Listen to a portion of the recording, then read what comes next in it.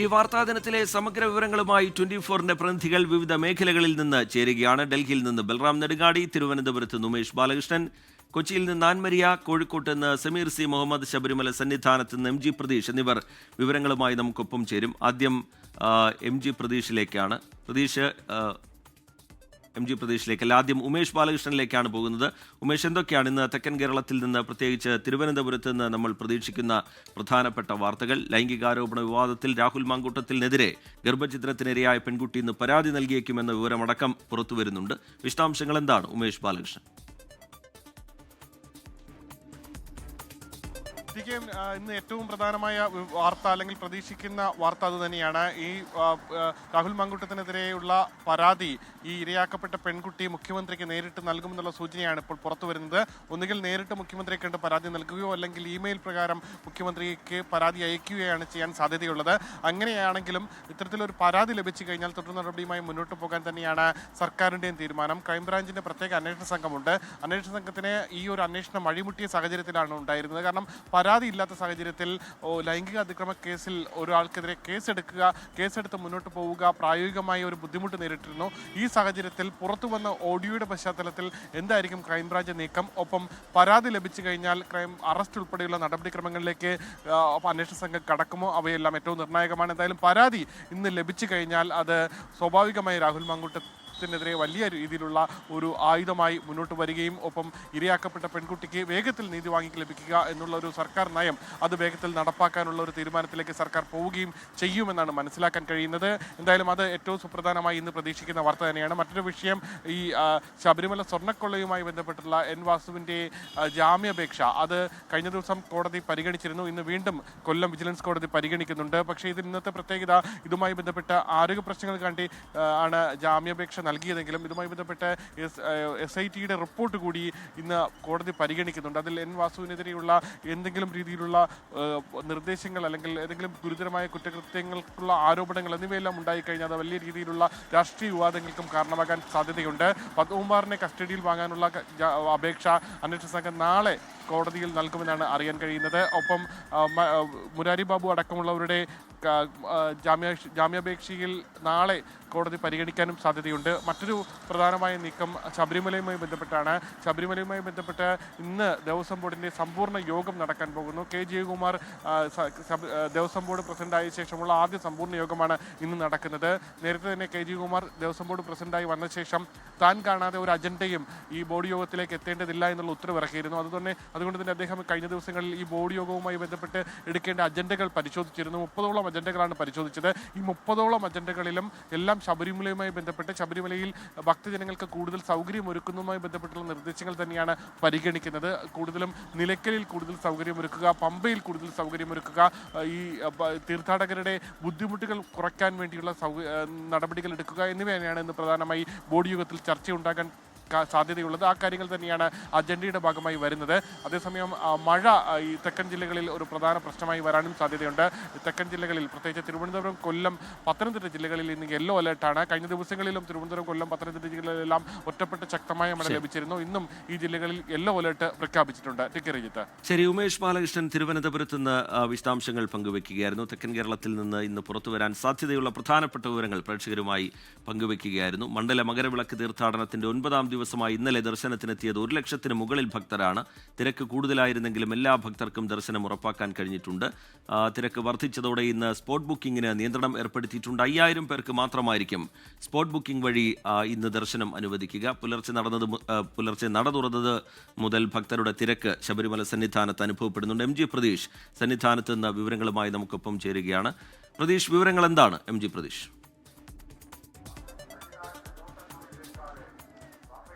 TK, Sabarimala സന്നിധാനത്തെ സംബന്ധിച്ച ഈ കഴിഞ്ഞ 2 ദിവസമായി വലിയ തീർത്ഥാടന തിരക്കാണ് സന്നിധാനത്ത് അനുഭവപ്പെടുന്നത്. TK സൂചിപ്പിച്ചതുപോലെ തന്നെ ഇന്നലെ 1 ലക്ഷത്തിന് മുകളിൽ തീർത്ഥാടകരാണ് ശബരിമല സന്നിധാനത്ത് ദർശനം നടത്തിയത്. ഈ സീസൺ ആരംഭിച്ച് 2ാം തവണയാണ് തീർത്ഥാടകരുടെ എണ്ണം 1 ലക്ഷത്തിന് മുകളിൽ പോകുന്നത്. വൃശ്ചിക മാസം 1-ാം തീയതിയാണ് ആദ്യമായി തീർത്ഥാടകരുടെ എണ്ണം 1 ലക്ഷം കടന്നത്. 1,07,000 തീർത്ഥാടകരാണ് വൃശ്ചിക മാസം 1-ാം തീയതി ശബരിമലയിൽ ദർശനം നടത്തിയത്. അതിനുശേഷം ഇന്നലെയാണ് ഏറ്റവും കൂടുതൽ തീർത്ഥാടകരെത്തിയത്. പക്ഷേ തീർത്ഥാടകരുടെ എണ്ണം വർദ്ധിച്ചെങ്കിലും മറ്റ് ബുദ്ധിമുട്ടുകളൊന്നും തന്നെ തീർത്ഥാടകരെ സംബന്ധിച്ച് ഇല്ല.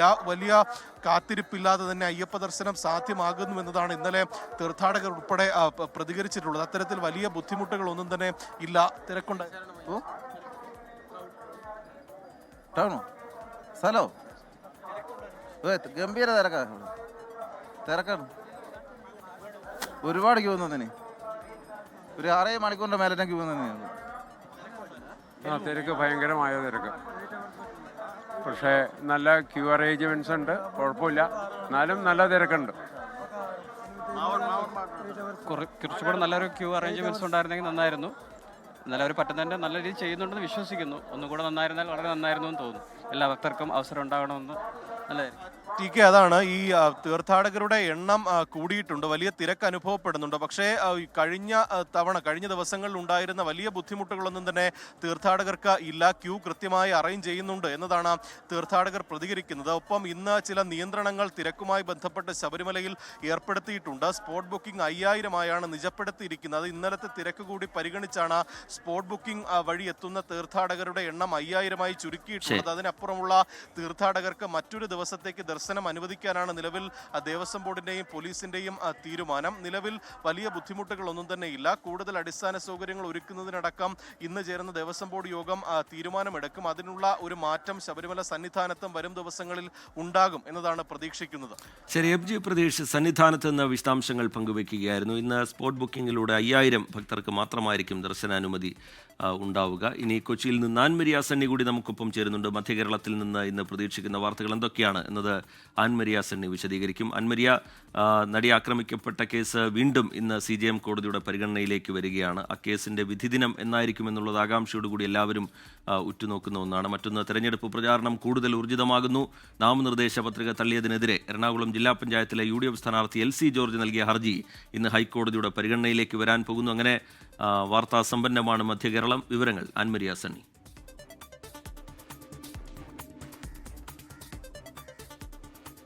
Rijith, good morning. റിജിത്ത് സൂചിപ്പിച്ചതുപോലെ തന്നെയാണ് വാർത്താ സമ്പന്നമാണ് മധ്യകേരളം. അതിൽ ഏറ്റവും പ്രധാനപ്പെട്ട നടി ആക്രമിക്കപ്പെട്ടതുമായി ബന്ധപ്പെട്ടുള്ള വിധി ദിനം ഇന്ന് CJM കോടതി പ്രഖ്യാപിച്ചേക്കുമെന്നുള്ളത്. കഴിഞ്ഞ ദിവസങ്ങളിലെല്ലാം അതുമായി ബന്ധപ്പെട്ടുള്ള റിപ്പോർട്ടുകളൊക്കെ വന്നിരുന്നു. കഴിഞ്ഞ ദിവസം കേസ് പരിഗണിക്കാനിരുന്നതാണ്. ആ കേസ് പരിഗണിക്കുന്നതിന് ശേഷം വിധി ദിനം പ്രസ്താവിക്കുമെന്നായിരുന്നു ആദ്യഘട്ടത്തിൽ അറിയിച്ചിരുന്നത്. കാരണം 2018 ആരംഭിക്കുന്ന വിചാരണ നടപടികളാണ്. അത് ഏകദേശം പൂർത്തിയായതാണ്. ഇനി അല്പം കൂടി മാത്രമാണ് ബാക്കിയുള്ളത്. കഴിഞ്ഞ ദിവസം 22 ചോദ്യങ്ങൾ പ്രോസിക്യൂഷനോട് കോടതി ചോദിച്ചിട്ടുണ്ടായിരുന്നു. ആ 22 ചോദ്യങ്ങൾക്കുള്ള മറുപടിയും പ്രോസിക്യൂഷൻ പറഞ്ഞിരുന്നു. അപ്പോഴാണ് വിധിദിനം പ്രസ്താവിക്കുമെന്നുള്ള കാര്യം ഏകദേശം ഉറപ്പായിരുന്നത്. പക്ഷേ വീണ്ടും ചില സാങ്കേതിക കാരണങ്ങൾ ഉള്ളതുകൊണ്ടാണ് മറ്റൊരു ദിവസത്തേക്ക് ഇത് നീട്ടിവെച്ചിരിക്കുന്നത്. അതിൽ ഇന്ന് ബാക്കി ചില ചോദ്യങ്ങൾ കൂടി പ്രോസിക്യൂഷനോട് ചോദിച്ചിട്ടുണ്ടായിരുന്നു. ആ ചോദ്യങ്ങൾക്കുള്ള ഉത്തരം കൂടി ഇന്ന് പ്രോസിക്യൂഷൻ നൽകിയിട്ടുണ്ട് എങ്കിൽ വിധിദിനം എന്ന് വിധി വരുമെന്നുള്ള കാര്യത്തിൽ ഏകദേശ ധാരണയുണ്ടാകും. എന്നായിരിക്കും എന്നുള്ള കാര്യം ഇന്ന് CJM കോടതി പറയും എന്നാണ് നമുക്ക് ലഭിക്കുന്ന വിവരങ്ങൾ. അതിന്റെ എല്ലാം അടിസ്ഥാനത്തിലുള്ള റിപ്പോർട്ടുകളും ഇതിനോടകം തന്നെ വന്നിട്ടുമുണ്ട്. ഞാൻ ആദ്യം സൂചിപ്പിച്ചതുപോലെ തന്നെ 2018 ആരംഭിക്കുന്ന ഈ കേസ് അതിന്റെ വിചാരണ നടപടികൾ ആരംഭിച്ചപ്പോൾ മുതൽ തന്നെ പല നാടകീയതകളും ഉണ്ടായതാണ്. അത് സുപ്രീം കോടതിയിലേക്കൊക്കെ വരെ ഈ കേസ് നീളുന്നതൊക്കെ നമ്മൾ കണ്ടതാണ്. അതുകൊണ്ട് തന്നെ ഏറെ ആകാംക്ഷയോട് കൂടി തന്നെ സിനിമാ ലോകം മാത്രമല്ല കേരളം മുഴുവനായിട്ടും അല്ലെങ്കിൽ ഇന്ത്യ മുഴുവനായിട്ടും ഒക്കെ കാത്തിരിക്കുന്ന ഒരു ദിവസം കൂടിയാണ്. കാരണം ഏറെ ചർച്ചകൾക്ക് വഴിയൊരുക്കിയതുമാണ് നടി ആക്രമിക്കപ്പെട്ട കേസ് എന്ന് പറയുന്നത്.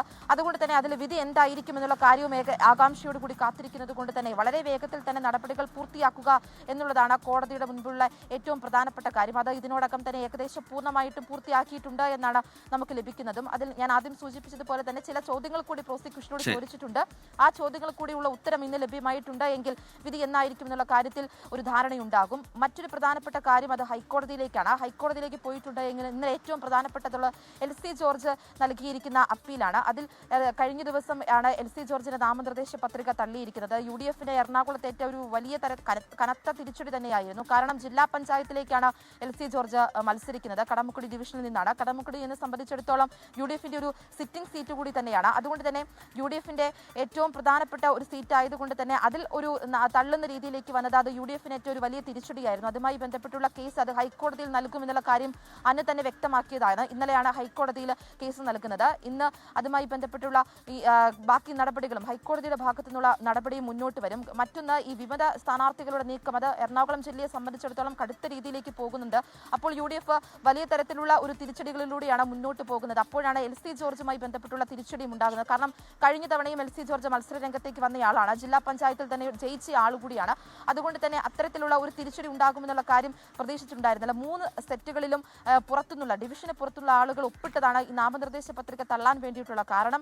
അത് ഈ സണ്ണി, മധ്യ കേരളത്തിലെ ഇന്ന് നമ്മൾ പ്രതീക്ഷിക്കുന്ന വാർത്തകൾ, അതിന്റെ വിവരങ്ങൾ, വിശകലനങ്ങൾ പങ്കുവെക്കുകയായിരുന്നു. നടിയെ ആക്രമിച്ച കേസുമായി ബന്ധപ്പെട്ട് എല്ലാവരും ഹൈക്കോടതിയിലേക്ക് ഉറ്റുനോക്കുന്നുണ്ട്. ഇന്നത്തെ കോടതി നടപടികൾ, CGM കോടതി ഇന്ന് വീണ്ടും ആ കേസ് പരിഗണിക്കാൻ പോവുകയാണ്. ഒപ്പം തന്നെ തെരഞ്ഞെടുപ്പ് പ്രചാരണം, അതിന്റെ വിശേഷങ്ങളൊക്കെ വരും മണിക്കൂറുകളിൽ ഉണ്ടാകും. സമീർ സി മുഹമ്മദ് കൂടി നമുക്കൊപ്പം ചേരുന്നുണ്ട്. സമീർ സി മുഹമ്മദ്, വടക്കൻ കേരളത്തിൽ നിന്ന് ഇന്ന് പ്രതീക്ഷിക്കുന്ന വാർത്തകൾ, പ്രത്യേകിച്ച് കോഴിക്കോട്ട് നിന്ന് ഇന്ന് പ്രതീക്ഷിക്കുന്ന വാർത്തകൾ എന്താണ് എന്നത് പങ്കുവയ്ക്കും. സമീർ, സംസ്ഥാനത്ത് തദ്ദേശ തെരഞ്ഞെടുപ്പിന്റെ മത്സരചിത്രം വ്യക്തമായിരിക്കുന്നു. അവസാന നിമിഷം പോലും വിമതരെ അനുനയിപ്പിക്കാനൊക്കെയുള്ള സജീവമായ നീക്കങ്ങൾ നമ്മൾ കണ്ടു. അത് ചിലയിടത്ത് ഫലം കണ്ടു, ചിലയിടത്ത് പാളി. 3 മുന്നണികളും ഒരുപോലെ വിമത ഭീഷണിയിൽ, ആശങ്കയിലുമാണ്. എന്താണ് വടക്കൻ കേരളത്തിൽ നിന്നുള്ള തെരഞ്ഞെടുപ്പ് വിശേഷങ്ങൾ, മറ്റു വാർത്തകൾ?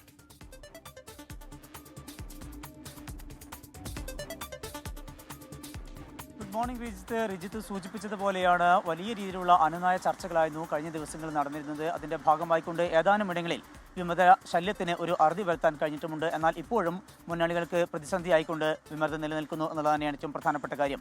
ഇപ്പോൾ ഏറ്റവും ഒടുവിൽ ലഭ്യമാകുന്ന കണക്കുകൾ പ്രകാരം 1,07,000 പേരായിരുന്നു നേരത്തെ നാമനിർദ്ദേശ പത്രിക സമർപ്പിച്ചിരുന്നത് എങ്കിൽ അതിപ്പോൾ 72,000 കുറഞ്ഞിട്ടുണ്ട് എന്നതാണ്. വിമതരും അതുപോലെ തന്നെ ഡെമ്മികളുമായിട്ടുള്ള സ്ഥാനാർത്ഥികളാണ് ഈ വിധത്തിൽ അവരുടെ നാമനിർദ്ദേശ പത്രിക പിൻവലിച്ചിരിക്കുന്നത്. 35,000-ഓളം നാമനിർദ്ദേശ പത്രികകളാണ് ഇന്നലെ പിൻവലിച്ചിരിക്കുന്നത്.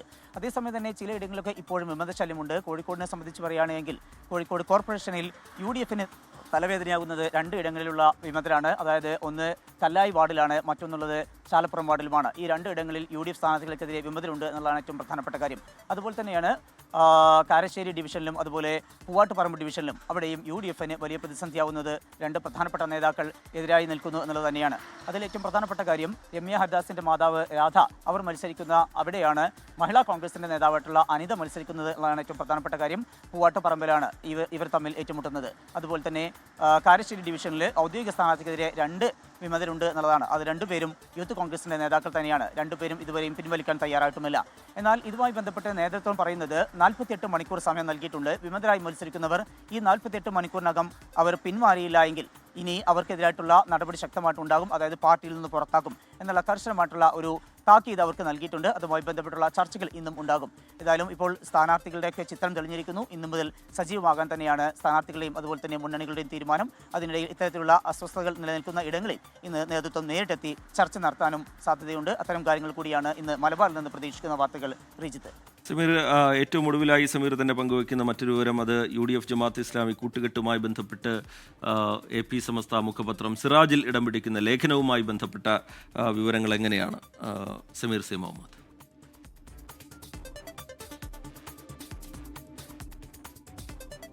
റിജിത്ത്, ജമാഅത്ത് ഇസ്ലാമിയുമായി UDF കൂട്ടുകൂടിയ അതുമായി ബന്ധപ്പെട്ട് വലിയ വിമർശനം ഉയരുന്നുണ്ട്. AP സമസ്തയും EK സമസ്തയും ഒക്കെ അതിൻ്റെ പ്രധാനപ്പെട്ട നേതാക്കളെല്ലാം ആ വിഷയത്തിൽ ശക്തമായിട്ടുള്ള എതിർപ്പ് അറിയിച്ചിട്ടുമുണ്ട്. പക്ഷേ UDF ആ കൂട്ടുകെട്ടിൽ നിന്ന് പിന്നോട്ട് പോയിട്ടില്ല. അതിനിടയിലാണ് ഇപ്പോൾ AP സമസ്തയുടെ മുഖപത്രമായിട്ടുള്ള സിറാജിൽ ഒരു സുദീർഘമായിട്ടുള്ള ലേഖനം വന്നിരിക്കുന്നത്.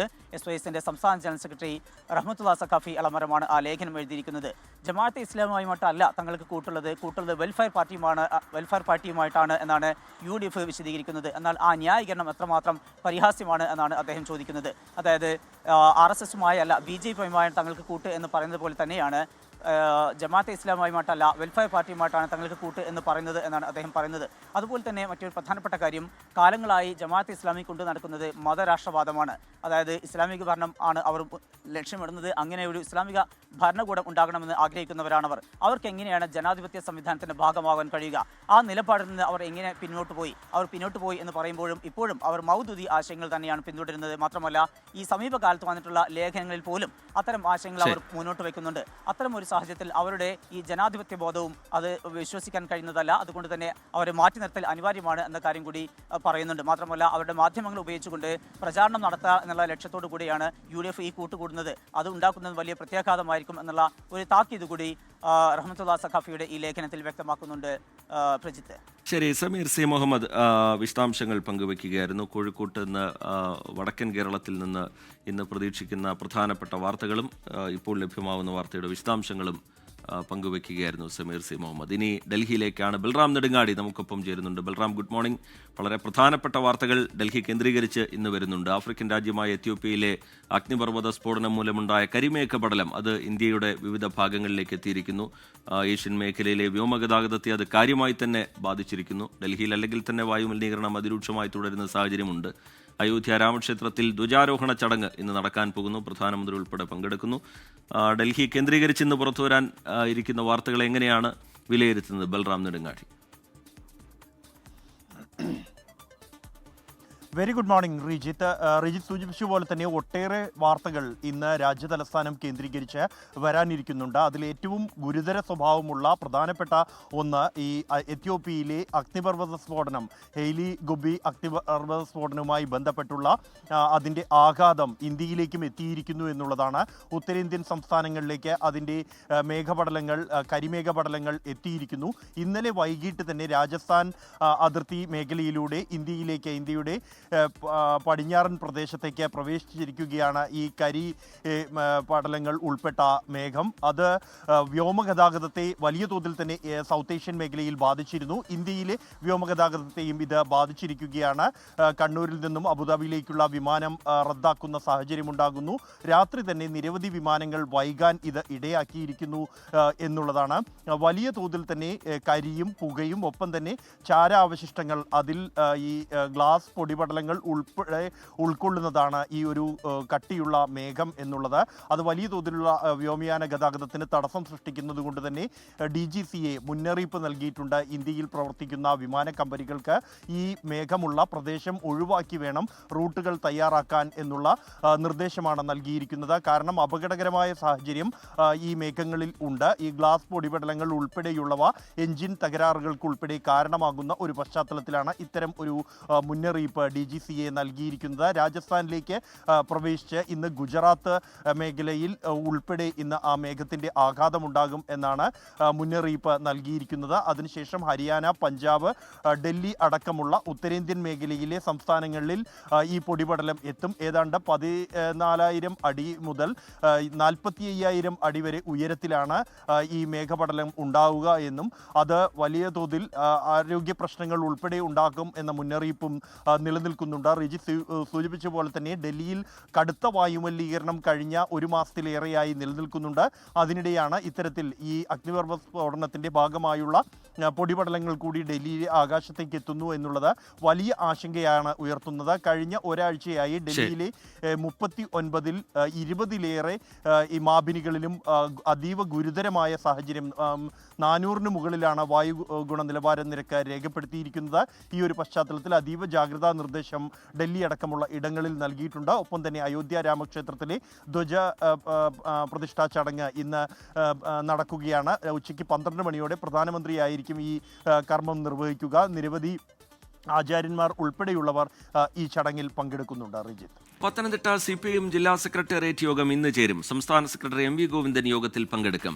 ശബരിമല സ്വർണ്ണക്കൊള്ളയിൽ ജയിലിൽ കഴിയുന്ന പത്മകുമാർ വിഷയം യോഗം ചർച്ച ചെയ്തേക്കും. അജണ്ടയിൽ വെച്ചിട്ടില്ല എങ്കിലും ഏതെങ്കിലും അംഗങ്ങൾ വിഷയം ഉന്നയിച്ചാൽ ചർച്ച ചെയ്യാനാണ് തീരുമാനം. AV ജയശങ്കർ വിവരങ്ങളുമായി പത്തനംതിട്ടയിൽ നിന്ന് ചേരുന്നുണ്ട്. ജയശങ്കർ, പ്രധാന അജണ്ട എന്ന നിലയിൽ വെച്ചിരിക്കുന്നത് തദ്ദേശ തെരഞ്ഞെടുപ്പ് ഒരുക്കമാണ്. പക്ഷേ പത്മകുമാറിന്റെ അറസ്റ്റ്, തുടർ വിവാദങ്ങൾ, സ്വർണ്ണക്കൊള്ളയുമായി ബന്ധപ്പെട്ട് പുറത്തുവരുന്ന വിവരങ്ങൾ, പാർട്ടി പ്രതിരോധത്തിലാവുന്ന സാഹചര്യം, ഇതൊക്കെ ഉറപ്പായും ചർച്ചയ്ക്ക് വരില്ലേ AV ജയശങ്കർ? റിജിത്ത്, ഇന്ന് 10 മണിയോടുകൂടിയാണ് പത്തനംതിട്ടയിലെ CPM ജില്ലാ സെക്രട്ടേറിയറ്റ് യോഗം ചേരുക. സംസ്ഥാന സെക്രട്ടറി MV ഗോവിന്ദൻ യോഗത്തിൽ പങ്കെടുക്കും. ഈ ശബരിമല സ്വർണ്ണക്കൊള്ളയും ഒപ്പം തന്നെ അതുമായി ബന്ധപ്പെട്ട വിവാദങ്ങളും പത്മകുമാറിന്റെ അറസ്റ്റും അങ്ങനെ വിവാദ സാഹചര്യങ്ങളിലാണ് ഈ യോഗം ചേരുന്നത്. തെരഞ്ഞെടുപ്പാണ് മുഖ്യ അജണ്ട എങ്കിൽ പോലും ഈ വിഷയം ഏതെങ്കിലും അംഗങ്ങൾ ഉയർത്താനുള്ള സാധ്യത കൂടുതലാണ്. അങ്ങനെയെങ്കിൽ വിഷയം ചർച്ചയ്ക്ക് വരും. പക്ഷേ സംസ്ഥാന സെക്രട്ടേറിയറ്റ് ഈ വിഷയത്തിൽ ഒരു കടുത്ത നടപടിയിലേക്ക് പോകാത്ത സാഹചര്യത്തിൽ ഒരു നടപടിയിലേക്കോ അല്ലെങ്കിൽ അത്തരം കാര്യങ്ങളിലേക്കോ ജില്ലാ സെക്രട്ടേറിയറ്റ് പോകാനുള്ള സാധ്യതയില്ല. വിഷയം ചർച്ചയാകാം. ചില അംഗങ്ങൾ അവരുടെ പ്രതിഷേധം രേഖപ്പെടുത്തിയേക്കാം എന്നാണ് മനസ്സിലാക്കുന്നത്. എന്തായാലും 10 മണിയോടുകൂടിയാണ് യോഗം. ഈ പത്മകുമാറിന്റെ അറസ്റ്റിനൊക്കെ ശേഷം ആദ്യമായാണ് MV ഗോവിന്ദൻ പങ്കെടുക്കുന്ന ഒരു ജില്ലാ സെക്രട്ടേറിയറ്റ് പത്തനംതിട്ടയിൽ കൂടുന്നത്. അതുകൊണ്ട് തന്നെ അതിന്റെ പ്രാധാന്യം ഏറെയാണ്. പത്മകുമാറിനെ സംബന്ധിച്ചും ഇവിടെ വിമർശനങ്ങൾ ഉയർന്നാൽ അദ്ദേഹത്തിന്റെ നിലനിൽപ്പിനെ തന്നെ അത് സ്വാഭാവികമായും ബാധിക്കുമെന്ന കാര്യം ഉറപ്പാണ്. കാരണം ഒരു ജില്ലാ ഘടകത്തിൽ നിന്ന് സമ്മർദ്ദം ഉയർന്നാൽ സംസ്ഥാന ഘടകത്തിന് നടപടി ഉൾപ്പെടെയുള്ള കാര്യങ്ങളിലേക്ക് പോകേണ്ട സാഹചര്യം ഉണ്ടാകും. അതുകൊണ്ട് തന്നെ ഇന്നത്തെ യോഗവും അതിൽ ഉയർന്ന തീരുമാനങ്ങളൊക്കെ തന്നെ പത്മകുമാറിനെ സംബന്ധിച്ച് നിർണായകമാണ്. എന്തായാലും തെരഞ്ഞെടുപ്പാണ് മുഖ്യ അജണ്ട. തദ്ദേശ തെരഞ്ഞെടുപ്പുമായി ബന്ധപ്പെട്ട പാർട്ടിയുടെ ഒരുക്കങ്ങൾ വിലയിരുത്താനാണ് യോഗമെന്നാണ് ഇതുമായി ബന്ധപ്പെട്ട ജില്ലാ നേതാക്കളും മറ്റും നിലവിൽ വ്യക്തമാക്കുന്നത്. പക്ഷേ ഒപ്പം തന്നെ പത്മകുമാർ വിഷയവും ചർച്ചയാക്കാമെന്നാണ് ലഭ്യമാവുന്ന വിവരം. ശരി, വി ജയശങ്കർ പത്തനംതിട്ടയിൽ നിന്ന് വിശദാംശങ്ങൾ പങ്കുവയ്ക്കുകയായിരുന്നു. CPM സംസ്ഥാന സെക്രട്ടറി MV ഗോവിന്ദൻ കൂടി പങ്കെടുക്കുന്ന ജില്ലാ സെക്രട്ടേറിയറ്റ് യോഗമാണ് ഇന്ന് പത്തനംതിട്ടയിൽ നടക്കുന്നത്. തമിഴ്നാട്ടിലെ വിവിധ ജില്ലകളിൽ മഴ തുടരുകയാണ്. ഇന്ന് 4 ജില്ലകളിലും 26-നും 27-നും 6 ജില്ലകളിലും യെല്ലോ മുന്നറിയിപ്പാണ്. മഴയെ തുടർന്ന് സംസ്ഥാനത്ത് ഇതുവരെ 4 മരണം റിപ്പോർട്ട് ചെയ്തു. കടലൂരിൽ ദമ്പതികൾ ഉൾപ്പെടെ 3 പേരും തൂത്തുക്കുടിയിൽ ഒരാളുമാണ് മരിച്ചത്. ഷോക്കേറ്റാണ് മരണം. ആൻഡമാൻ തീരത്ത് രൂപം കൊണ്ട പുതിയ ന്യൂനമർദ്ദം 24 മണിക്കൂറിനുള്ളിൽ തീവ്ര ന്യൂനമർദ്ദമാകും. 48 മണിക്കൂറിനുള്ളിൽ ചുഴലിക്കാറ്റായി രൂപം കൊള്ളാൻ സാധ്യതയെന്ന് കാലാവസ്ഥാ നിരീക്ഷണ കേന്ദ്രം മുന്നറിയിപ്പ് നൽകി. ഒരാഴ്ചയോളം തമിഴ്നാടിന്റെ തീരദേശ മേഖലകളിൽ മഴയ്ക്ക് സാധ്യതയുണ്ട് എന്നാണ് പ്രവചനം. എറണാകുളം പാലാരിവട്ടത്ത് CPOയെ ഭീഷണിപ്പെടുത്തി പണം തട്ടിയ കേസിൽ SI ബൈജുവിനായി അന്വേഷണം ഊർജിതമാക്കി പോലീസ്. ബൈജു കേരളം വിട്ടിട്ടില്ല എന്നാണ് അന്വേഷണ സംഘത്തിന്റെ നിഗമനം. ഇന്നലെ പിടികൂടിയ 3-ാം പ്രതി രമ്യയെ ഇന്ന് കോടതിയിൽ ഹാജരാക്കും. സീനിയർ സിവിൽ പോലീസ് ഓഫീസറുടെ പരാതിയിൽ പോലീസ് കേസെടുത്തതിനു പിന്നാലെയാണ് പാലാരിവട്ടം സ്റ്റേഷനിലെ ഗ്രേഡ് SI ബൈജു ഒളിവിൽ പോയത്. കേസിൽ 1-ാം പ്രതിയായ ബൈജുവിന്റെ ഫോൺ 3 ദിവസമായി സ്വിച്ച് ഓഫ് ആണ്. ബൈജു കേരളം വിട്ടിട്ടില്ല എന്നാണ് പോലീസിന്റെ നിഗമനം. അതേസമയം കേസിൽ 3-ാം പ്രതിയായ രമ്യ പോലീസിന്റെ പിടിയിലായി. ഒളിവിലായിരുന്ന രമ്യയെ തൈക്കൂടത്തെ ലോഡ്ജിൽ നിന്നാണ് പിടികൂടിയത്. കേസിലെ 3-ാം പ്രതിയായ രമ്യയാണ് സിവിൽ പോലീസ് ഓഫീസർ സ്പായിലെത്തിയ വിവരം SI ബൈജുവിനെ അറിയിച്ചത്. തുടർന്ന് ബൈജുവിന്റെ പദ്ധതി പ്രകാരം CPOയെ ഭീഷണിപ്പെടുത്തി. CPOയിൽ നിന്ന് ലഭിച്ച 4 ലക്ഷം രൂപയിൽ 1 ലക്ഷം രൂപ രമ്യയ്ക്ക് ലഭിച്ചിട്ടുണ്ടെന്നാണ് പോലീസിന്റെ നിഗമനം. രമ്യയെ കസ്റ്റഡിയിൽ വാങ്ങി വിശദമായി ചോദ്യം ചെയ്യാനാണ് അന്വേഷണ സംഘത്തിന്റെ തീരുമാനം. പ്രതിയെ ഇന്ന് കോടതിയിൽ ഹാജരാക്കും. കേസിലെ 2-ാം പ്രതിയും രമ്യയുടെ സഹായിയുമായ ഷിഹാം കഴിഞ്ഞ ദിവസം പിടിയിലായിരുന്നു. 24 കൊച്ചി. തദ്ദേശപ്പൂരിൽ മത്സരചിത്രം തെളിഞ്ഞു.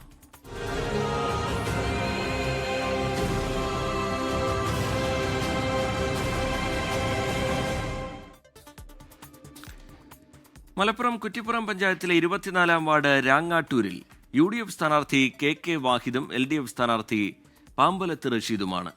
ഇതിൽ എന്തിരിക്കുന്നുവെന്ന് ചിന്തിക്കാൻ വരട്ടെ. മത്സരത്തിലെ കൗതുകം അറിയണമെങ്കിൽ 37 വർഷം പിന്നോട്ട് സഞ്ചരിക്കണം. വാർത്ത കാണാം. 1988 രാങ്ങാട്ടൂർ പ്രദേശം ഉൾക്കൊള്ളുന്ന വാർഡായിരുന്നു മാണിയങ്കോട്. അന്നത്തെ തദ്ദേശ തിരഞ്ഞെടുപ്പിൽ ഈ വാർഡിൽ നിന്ന് ജനവിധി തേടിയിരുന്നത് KK വീരാനും പാമ്പലത്ത് യാഹൂട്ടിയുമായിരുന്നു. വർഷം 37 കഴിഞ്ഞു. ഇത്തവണ UDF കളത്തിലിറക്കിയിരിക്കുന്നത് KK വീരാന്റെ മകൻ വാഹിദിനെയും LDF ആകട്ടെ യാഹൂട്ടിയുടെ മകൻ പാമ്പലത്ത് റഷീദിനെയും.